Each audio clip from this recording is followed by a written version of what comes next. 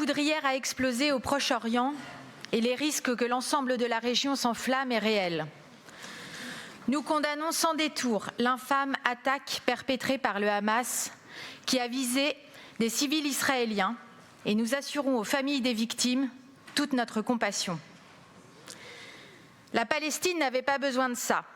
Celles et ceux qui subissent depuis des années les exactions et les humiliations du Premier ministre israélien et de son gouvernement, raciste et colonialiste, vivent désormais dans la peur d'une invasion terrestre majeure et sans pitié aucune.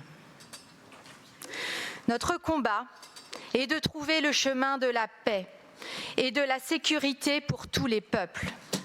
La fraternité doit prendre le dessus sur la barbarie. La paix négociée sous l'égide des Nations Unies, dans le respect du droit international. Et puis nos pensées vont aussi aux victimes du tremblement de terre meurtrier qui s'est produit en Afghanistan dimanche dernier et qui a fait plus de 3000 morts. Monsieur le Président, chers collègues, l'inflation dévore le pouvoir d'achat des Bretonnes et des Bretons. Plus 82 sur le sucre, plus 28% sur les pâtes et la lessive, plus 23% sur le chariot et le prix de l'essence qui bat des records. Les Bretonnes et les Bretons sont nombreux à devoir utiliser la voiture pour aller travailler. Et ils sont encore plus nombreux à voir leur pouvoir d'achat fondre comme neige au soleil.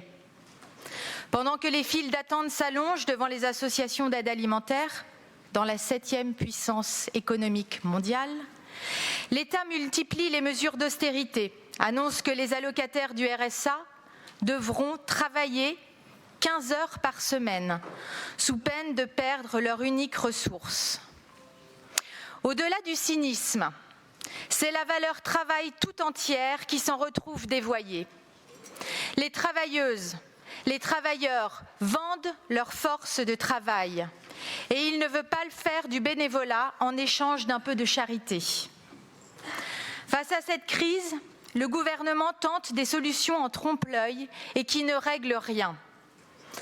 La vente à perte autorisée pour les carburants, à peine annoncée que l'idée est déjà morte. Le chèque essence de 100 € par an pour les automobilistes les plus pauvres. Ceux qui n'ont pas le choix que de garder leur véhicule qui a plus de 10 ans et qui pollue, ce qui les embête d'ailleurs, mais qui leur permet d'aller au travail. Tout augmente. Les prix de l'alimentation, de l'énergie, comme ceux des dividendes. Mais toujours pas les salaires et c'est intolérable.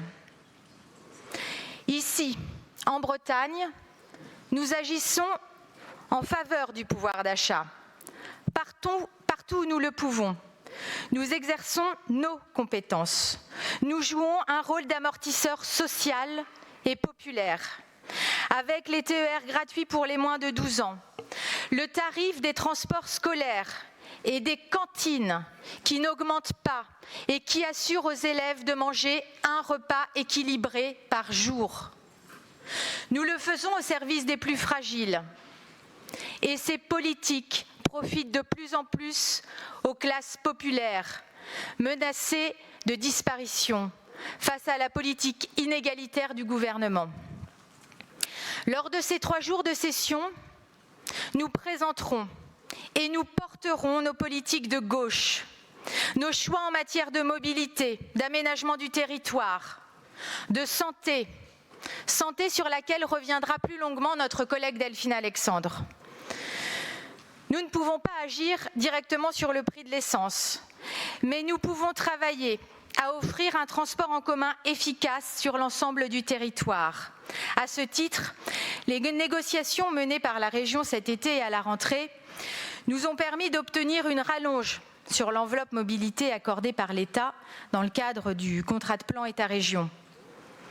Et même si ce n'est pas franchement le choc ferroviaire attendu par les régions de France, cela nous permet au moins de lancer ou de continuer nos chantiers. Mais il nous faudra encore plus face à l'ampleur du travail à mener et en particulier sur les lignes fines qui irriguent la Bretagne de ses métropoles à ses villes moyennes. Durant ces 3 jours, nous voterons aussi la prolongation de la convention avec la SNCF. Un choix politique majeur au nom de l'idée que nous avons du service public. Nous sommes bien seuls à le faire, ce choix, après des décennies de discours libéraux le mettant à mal. Il faut ouvrir à la concurrence, le privé c'est mieux faire. Ah bon ?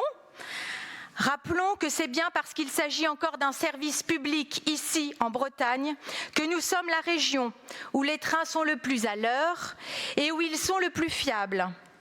Ici, l'argent récolté est réinvesti dans des rames pour mieux cadencer et ne va pas dans la poche de quelconques actionnaires. Toujours durant ces 3 jours, nous réaffirmons la vocation industrielle des ports de Bretagne via une politique d'aménagement du territoire qui redonne sa place au fret. L'objectif est de relier les ports au rail et de mettre des marchandises sur les trains. Les crises sociales et écologiques que nous traversons nécessitent des réponses fortes.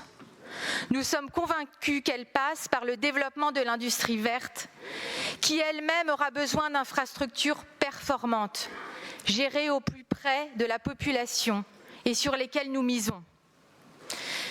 Mes chers collègues, nous sommes au travail tous les jours pour améliorer la vie des Bretonnes et des Bretons. Nous œuvrons pour permettre des jours heureux à tous. Je vous remercie.